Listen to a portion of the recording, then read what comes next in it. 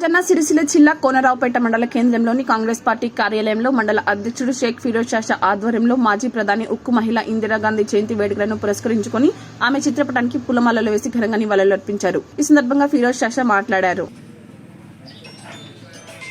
ఈరోజు కోనరావుపేట కాంగ్రెస్ పార్టీ మండల శాఖ ఆధ్వర్యంలో మండల కేంద్రంలో పార్టీ కార్యాలయంలో ఉక్కు మనిషి అయినటువంటి మన భారతదేశానికి తొలి ప్రధానమంత్రి అయినటువంటి ఇందిరాగాంధీ గారి జయంతి వేడుకలు ఘనంగా జరుపుకోవడం జరిగింది.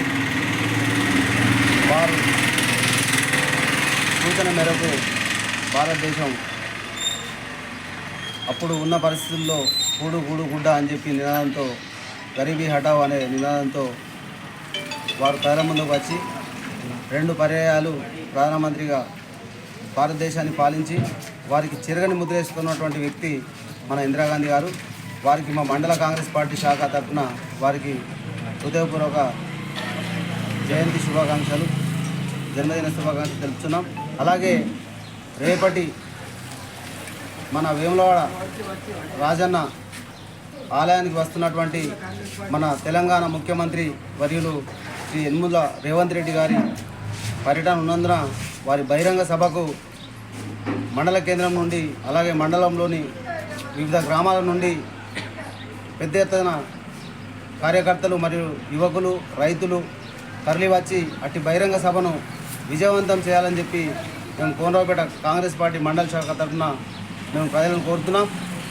అలాగే ఏదైతే గత 10 సంవత్సరాలు దక్షిణ కాశీగా పేరువాంచినటువంటి దేవాలయానికి ₹1 కూడా కేటాయించకుండా తెలంగాణ రాష్ట్ర ప్రభుత్వం ఇక్కడ అభివృద్ధికి నోచుకోకుండా చేసినటువంటి తెలంగాణ రాష్ట్ర ప్రభుత్వానికి ధీటుగా మా గౌరవనీయులు వేములవాడ ఎమ్మెల్యే గారు గడిచిన 10 నెలల్లోనే ₹127 కోట్ల తీసుకొచ్చి వేములవాడ దేవస్థానానికి 50 కోట్లు మరియు రోడ్డు మెడల్ కార్యక్రమానికి 47 కోట్లు మరియు వివిధ అభివృద్ధి కార్యక్రమాలకు ₹4 కోట్ల మంజూరు చేసినందుకు వారికి మా కోనరావుపేట కాంగ్రెస్ పార్టీ మండల పక్షాన అలాగే రేవంత్ రెడ్డి ముఖ్యమంత్రి గారికి ఇద్దరికి మా మండల పక్షాన హృదయపూర్వక ధన్యవాదాలు తెలుపుతూ జై కాంగ్రెస్.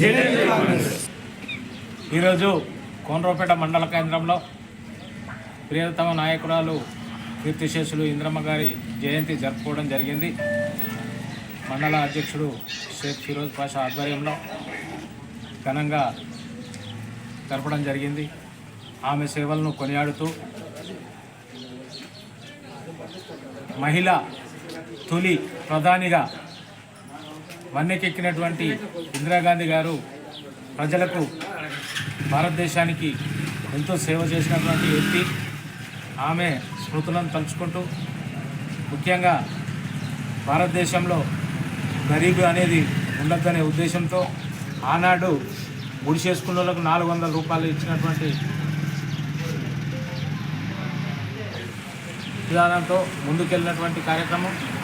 ఇలా కాంగ్రెస్ పార్టీ దేశంలో ఉన్నట్టయితే ఇంకా అభివృద్ధి చెందుతుంది. ఇప్పటికే 10 నెలల్లో కాంగ్రెస్ పార్టీ ఎమ్మెల్యే గారు మా ప్రియతమ నాయకుడు ఆసినన్న గారి ఆధ్వర్యంలో వాళ్ళు 10 సంవత్సరాలు చేసినటువంటి టీఆర్ఎస్ గవర్నమెంట్లో చేయలేనటువంటి కార్యక్రమాలు ఇవాళ వేములవాడకు నిధుల వరద, మన కోనరావుపేట మండలానికి కూడా రాబోయే కాలంలో అభివృద్ధి చెందుతుందని చెప్పి ఆశిస్తున్నాం.